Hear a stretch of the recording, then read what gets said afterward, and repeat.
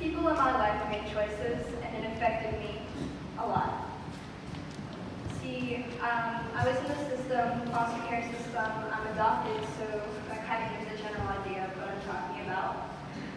There was many choices that my biological mother could have made that could have made my life a lot better, a lot easier. But she didn't.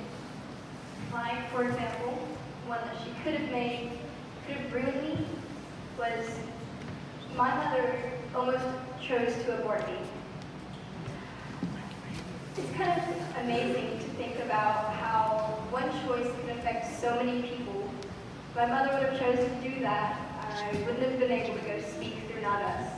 I wouldn't have been able to have almost 50,000 people hear my story. I wouldn't be right here in front of you. Everyone I've ever come in contact with, everyone who's ever heard my story could have got something out of it. It would have been gone in an instant because of one choice. I have a little brother, his name's Jack. He went through everything with me. My mother chose to abuse drugs and alcohol with us. When she was 1 month pregnant with me, my mother used cocaine. She also used marijuana and alcohol. She did the same with my brother, but she didn't do cocaine. My mother continued this lifestyle with her boyfriend after she birthed me and my brother. When I was about 2 and my brother was a year old, my biological father, her boyfriend at the time, attacked my mother and took me and my brother away. My biological grandma was with her too. I was born in North Carolina and they took us here to Pax, West Virginia. My dad was an alcoholic. He didn't really take care of us, so my grandmother was my main caretaker. And she had a brain tumor, which made her extremely forgetful, and she had not the best temper. So me and my brother were locked in a room, in a very small room.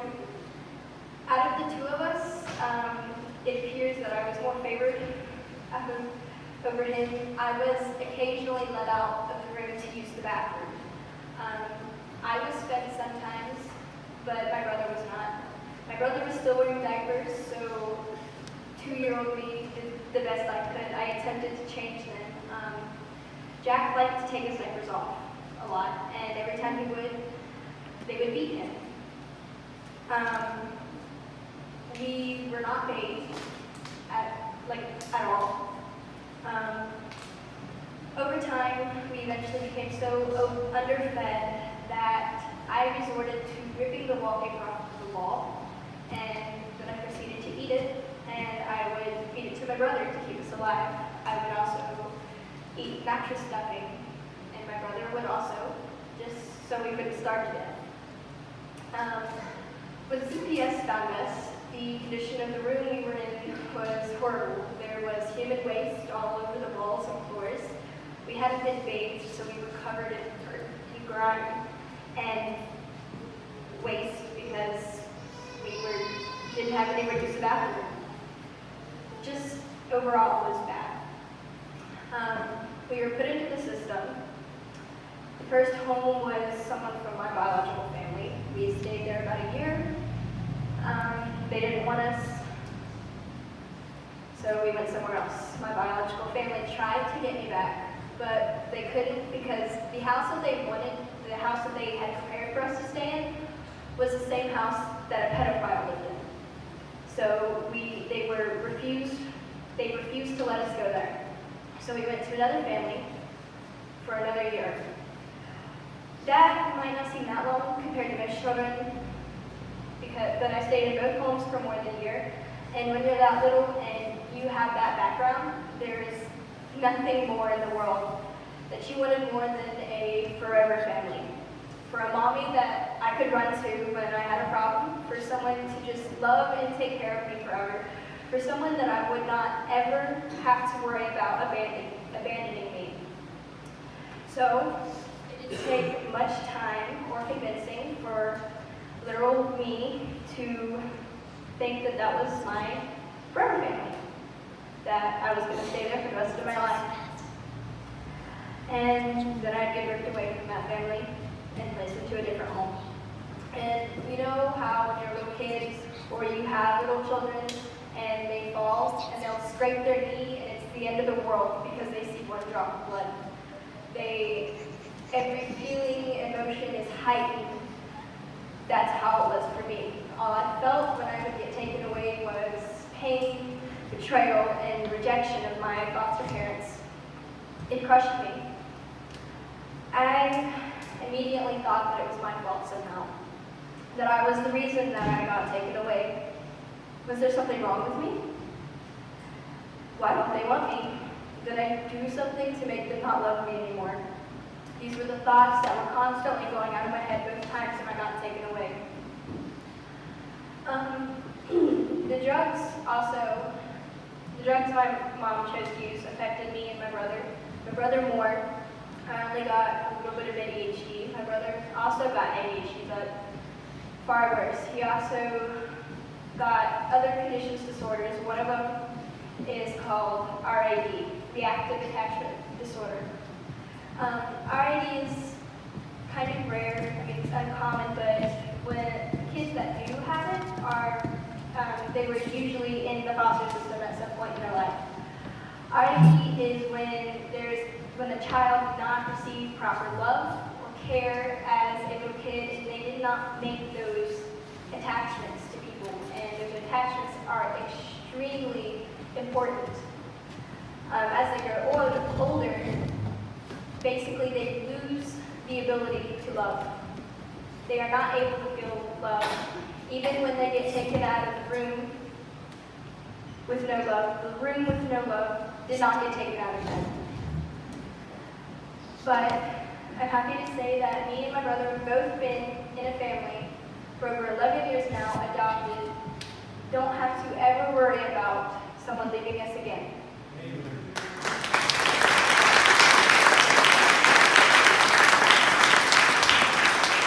But this can stick with you.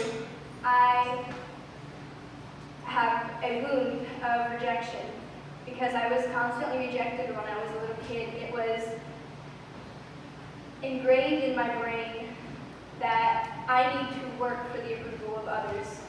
If I don't get them to like me, if I don't say the right things, act this way, do this, then they're going to reject me. And for some reason that kills me inside.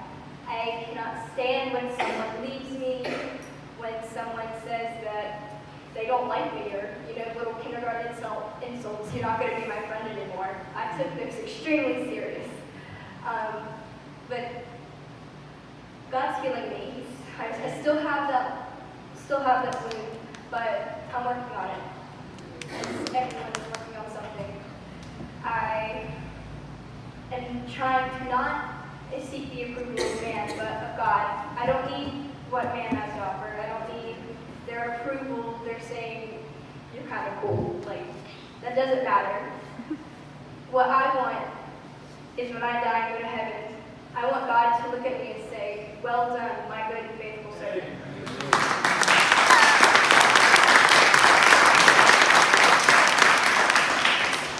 Mike asked me to talk about hope. What is hope?